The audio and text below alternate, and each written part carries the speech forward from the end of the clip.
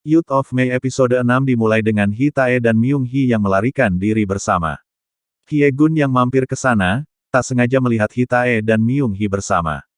Su-chan pun juga hanya bisa terdiam melihat mereka. Suryeon juga tak sengaja melihat mereka dari jendela. Ketika orang tuanya bertanya di mana Hitae, Suryeon berbohong dan mengatakan bahwa ia sudah menyuruh Hitae pulang. Saat malam berakhir, Myung-hee dan Hitae berdiri dan berbicara di luar di bawah lampu jalan. Hitae mengambil anting-anting Myung-hee untuk disimpannya. Myung-hee pun mengambil dasi Hitae sebagai gantinya. Tepat sebelum mereka akan berciuman, seorang penjaga datang meniup peluit menanyakan apa yang mereka lakukan. Di pagi hari, ayah Hitae menemui Hitae dan menamparnya beberapa kali. Ia mengatakan jika Hitae mengecewakannya lagi, ia akan mendapatkan lebih dari sekadar tamparan. Suryeon mendatangi rumah Hitae dengan membawa hadiah. Ia memperhatikan pipi merah Hitae, dan keduanya mulai berbicara. Suryeon menemukan foto ibu Hitae yang tersimpan di sebuah buku. Mereka berbincang dan Suryeon merasa mereka memiliki kesamaan, rasa kehilangan akan orang yang dicintai. Sementara itu, Myung-hee menjadi sukarelawan di sebuah gereja. Di sana juga ada Hye-gun. Hye-gun bersikap dingin pada Myung-hee. Myung-hee menyadari sikap dingin Hye-gun dan bertanya. Amarah Hye-gun meledak saat mengatakan bahwa ia melihat Myung-hee dan Hitae bersama sehabis acara pertunangan. Myung-hee tidak mengatakan apa-apa. Tetapi bahasa tubuhnya cukup menjelaskan fakta yang terjadi. Hye-gun lalu pergi. Ayah Hitae bertemu Han Suk-jong, yang memiliki rencana besar untuk farmasi Changhwa. Han Suk-jong mengatakan, karena presiden tidak berpengalaman, ia menyarankan manajemen dijalankan bersama sepupunya, Yonggil. Ini berarti ayah Hitae akan mengecewakan Lee Chang-keun. Ayah Hitae tak bisa berbuat apa-apa. Dengan kemungkinan darurat militer yang sangat nyata dalam waktu dekat, ayah Hitae menyerah dan menyetujui persyaratan tersebut. Malam itu, Su-chan pergi minum-minum dengan Hitae. Su-chan mengingatkannya tentang tanggung jawabnya pada Suryeon. Ia mengatakan bahwa ia melihat Hitae dan Myung-hee melarikan diri setelah acara pertunangannya dengan Suryeon.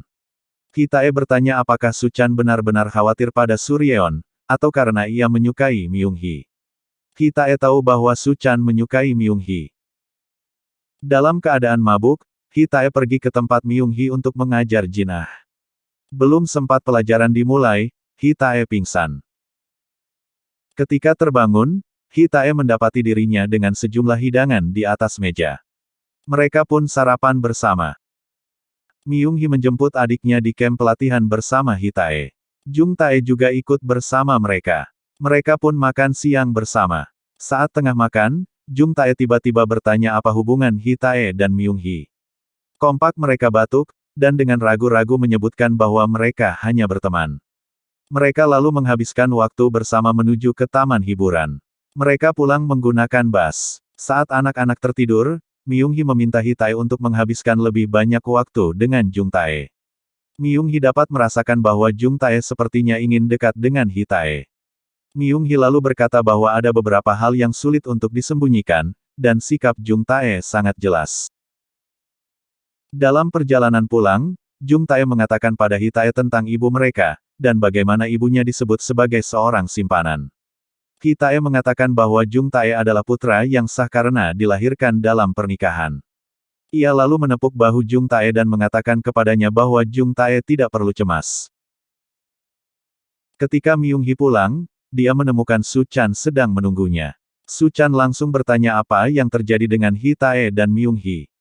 Su-chan merasa Myung-hee sudah dibodohi oleh Hitae.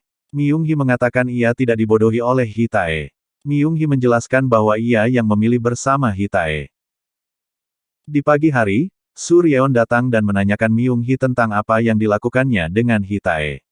Dia percaya segalanya akan lebih baik ketika Myung-hee pergi. Myung-hee lalu teringat saat mereka masih sekolah dulu. Saat itu, Suryeon mengajak Myung-hee melakukan protes. Mereka menempel poster di dinding dan menyebarkan selebaran untuk dibagikan kepada teman-teman mereka, tentang pemimpin agama yang opresif. Saat itu, Myung-hee ditangkap dan disalahkan, sementara Suryeon aman. Myung-hee mengatakan apakah hal seperti itu terjadi lagi, kejadian di mana ia disalahkan dan harus pergi. Ketika Suryeon pulang, Ia menemukan ayah Hitae berada di rumahnya sedang duduk bersama ayahnya dan Suchan.